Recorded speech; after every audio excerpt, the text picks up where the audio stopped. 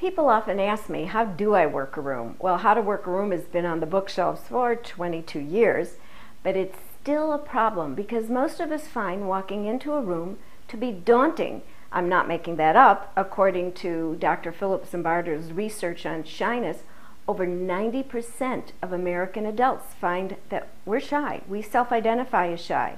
What that means is that when you walk into any room, I don't care if it's a convention, a meeting, a board retreat, a fundraiser, a high school reunion, and we all know how daunting that is, 90% of the people in that room are going to feel uncomfortable. So that means you're normal, and probably they're going to be more uncomfortable than you are. So what's the first thing we need to do before we work a room? When you get the invitation, read it, RSVP, and say yes.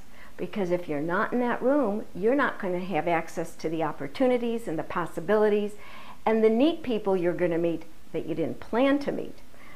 First thing we're going to prepare. And this is the underlying thing we must do, is prepare. So before we go, we can find out a lot about the event. In this day and age, we should never walk into any place cold. We go to Google, we go to Facebook, we see who people's friends are, something about them. If it's an event that has a cause, you're there with people who have the same interest. So we should be prepared.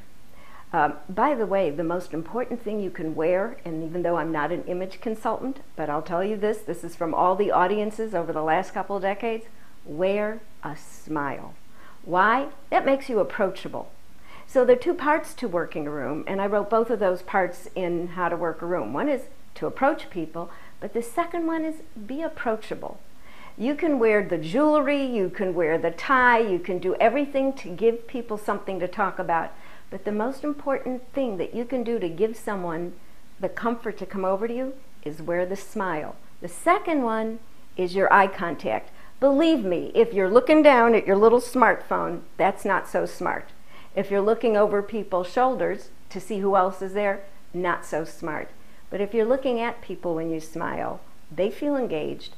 Most importantly, they're probably one of the 90% uncomfortable, so they'll be more comfortable to come over to you because you've given them the invitation to do so by that wide smile and your eye contact. And that's the first step to working any room. Be prepared, do your homework before you go, and know to bring your smile.